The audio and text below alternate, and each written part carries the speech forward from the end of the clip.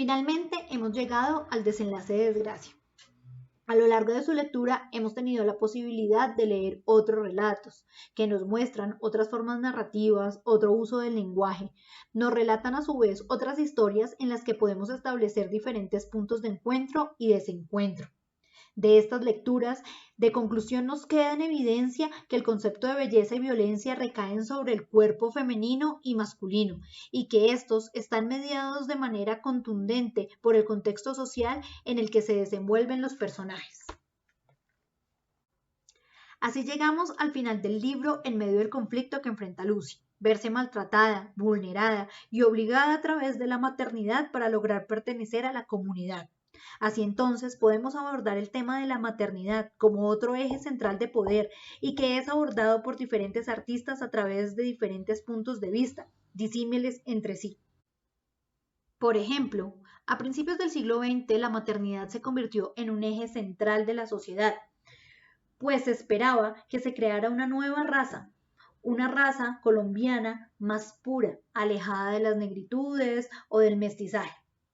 Por esto la mujer literalmente se convertía en una fábrica de bebés que en últimas daba a la patria campesinos, soldados y militantes para las guerras civiles y luchas sociales que se empezaban a gestar a principios del siglo XX. Así pues, el tema de la maternidad también comenzó a vincularse al arte.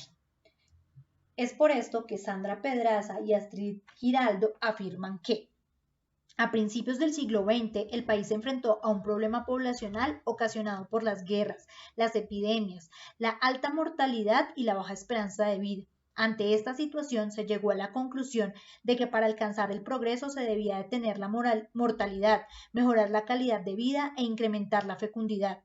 La maternidad se convirtió entonces en un propósito nacional. Se ensalzó a las madres como molde de la raza y se desarrollaron todo tipo de discursos, de profilaxis y de procedimientos que las convirtió en una especie de heroínas nacionales.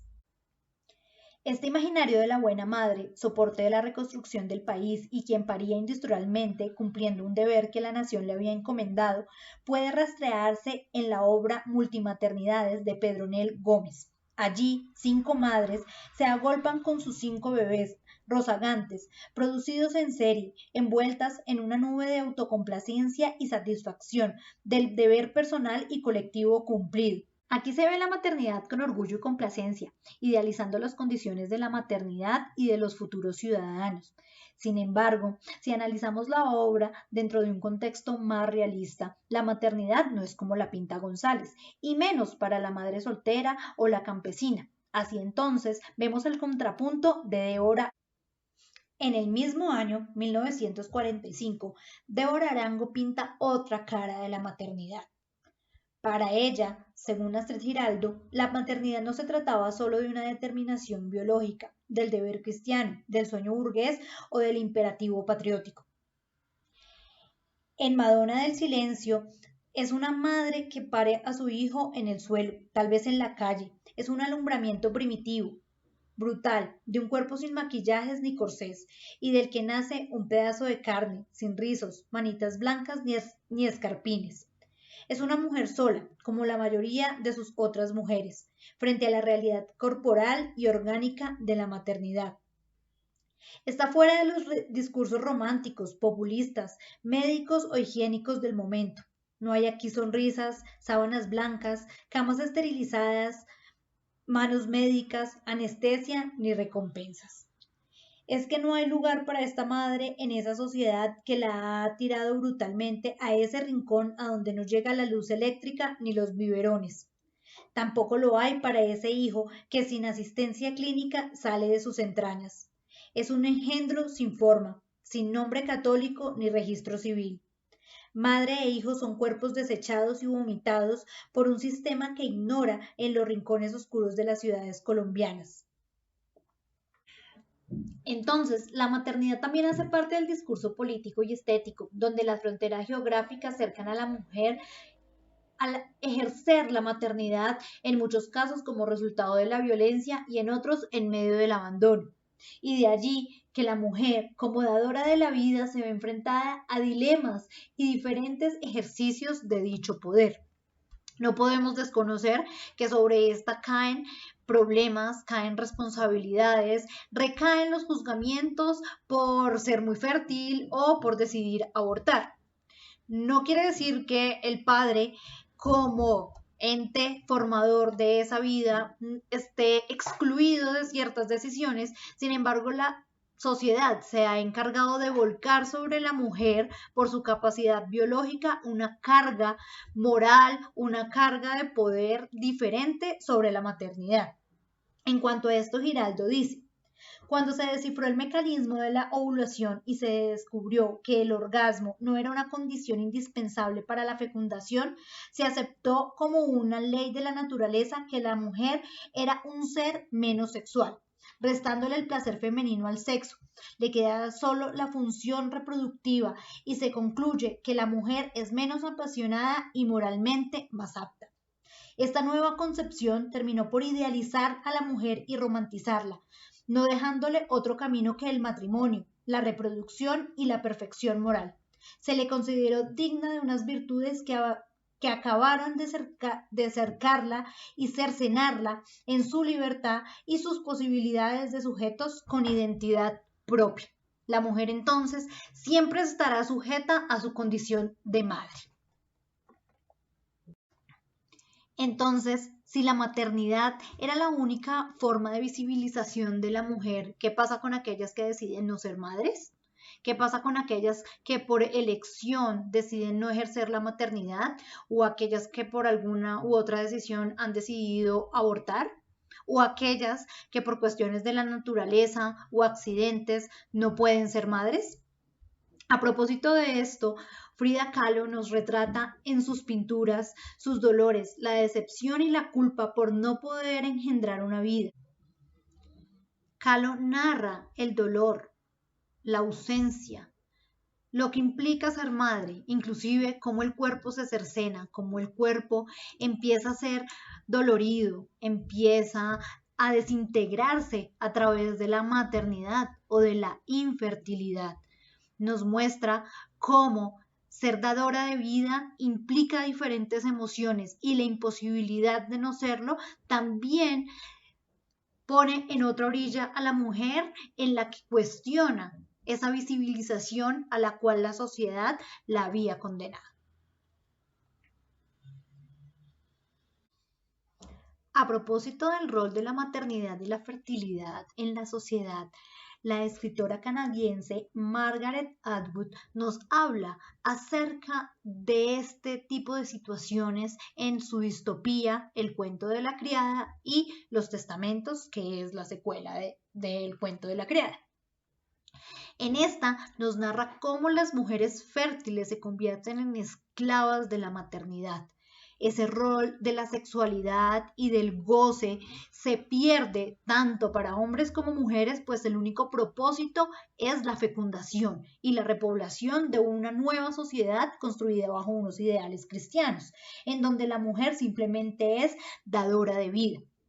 Ese privilegio de ser madre se va borrando y esclaviza a la mujer. Pierde la mujer toda clase de libertad, de criterio, de idealización e inclusive de la romantización que en otra época o en otros momentos de la historia se ha visto sobre el rol de la maternidad y que ya fueron mencionados anteriormente. Aquí nos muestra un panorama más crudo, más real inclusive, porque esa idealización de la maternidad simplemente era como el placebo para que la mujer no pudiese huir del matrimonio o no pudiese refutar el hecho de la maternidad. Entonces esta distopía es futurista, pero nos vuelve un poco atrás bajo los valores cristianos y donde la mujer realmente es total y completamente invisibilizada.